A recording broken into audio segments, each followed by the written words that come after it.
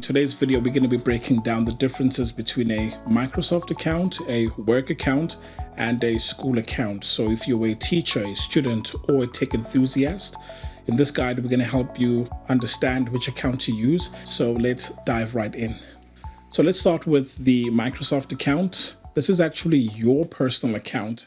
Think of it as a gateway to accessing Microsoft services like OneDrive, Skype, Outlook, if you're a gamer, including Xbox, as well as other services offered by Microsoft. Now, there are three benefits, according to my opinion, that I've seen. Number one, it comes at no cost. So you don't have to pay anything to register or have an account. So it's free of charge. Number two, it gives you the ability to make use of the productivity applications like Microsoft Word, Excel, PowerPoint, although it's on the browser. You can only make use of it online, as opposed to the installed versions of Microsoft Office applications. And the third one is it gives you the ability to have email. So you can send and receive emails, and you can sign up for any other service online. So it's a fully fledged emailing service that you can make use of. Now, a quick example is, imagine you want to back up your family photos or your photos to the cloud. This Microsoft account would be handy for that because it gives you 5 gigabytes of storage. Now, it's not only for photos, but you can store video, you can store documents, files, whatever file type you choose to upload to the cloud, it should be able to do that. Now, pro tip, keep your Microsoft account separate from your work or school account to avoid mix-ups. Now, let's talk work accounts. These are created and managed by your organization or employer. So when you get employed, typically IT will create this work account for you, which is your email address. So it will be your name at your companyname.org or .com or .co.za, and IT basically manages it. So you don't create it like a Microsoft account. This one gets created for you by your employer.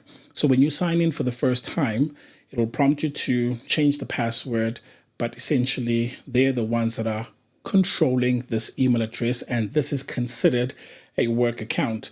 Now, with a work account, it does come with a whole lot of policies, and these policies are determined by your company.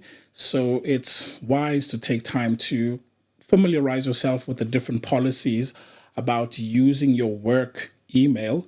But in an upcoming video, I'll show you how to separate your work email from your Microsoft account personal email. And if you're also a student, how to also separate it from a school account. The last thing is that this account is tied into the Microsoft 365 business. Now, for all things policy related, like the data loss prevention or data retention, the company will determine how long a document can be kept. But again, you need to consult with your company to understand what are their policies. Now, a quick example is if you're a working professional and you're conducting online conferences, this kind of account, a work account, is what gets you on that platform. A Microsoft account, a personal account, will not give you all of these capabilities, but only a work account can. Now, here's another important tip to notice is that when you leave your organization, you will not take your email with you or the emails with you. So keep that in mind, because when you leave, everything belongs to the company. And that's the reason why I keep stressing the importance of separating the different accounts, which I will show you in an upcoming video. And now finally, school accounts. These are for students, educators, and staff. And these are created by academic institutions. Now, the email address will be your name at the institution.ac.za in South Africa. And this could differ in other countries, but the typical way of identifying a school account is with the AC, which basically indicates that it is a academic kind of an account. The two main features about a school license, it gives you access to Microsoft educational tools. For example, number one, it is Microsoft Teams for Education. This is a virtual learning environment that has your assignments, it's got your grading tools, it's got social and emotional components, it's got AI and all of that stuff.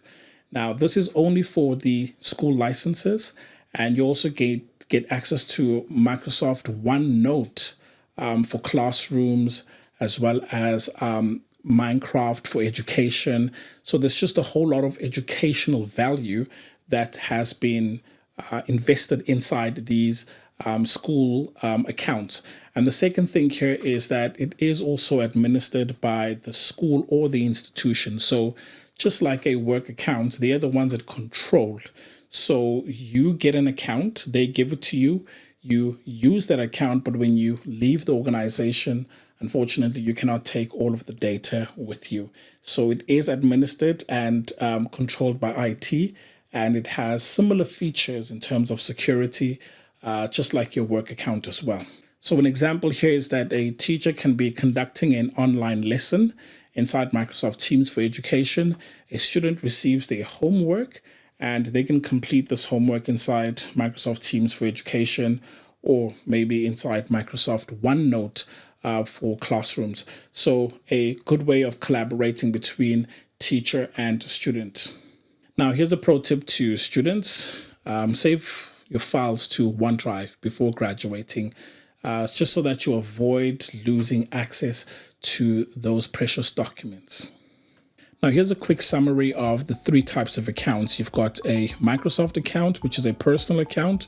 You've got a work account and a school account.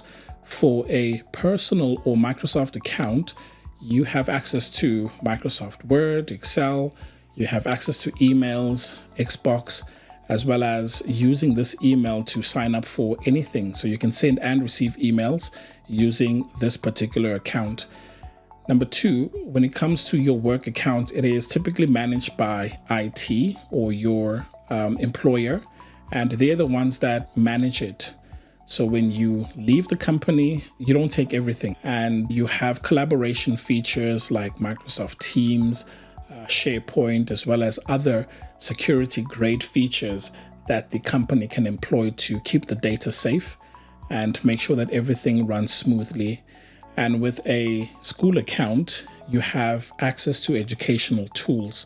So we're talking about Microsoft Teams for education, Minecraft education, OneNote Classroom, and any other feature baked into the ecosystem that is focused on education. And you still have the same capabilities in terms of management and access, because IT will be the ones that are managing this particular account. Choose an account that's based on your needs. And remember, you can make use of multiple accounts on the same device.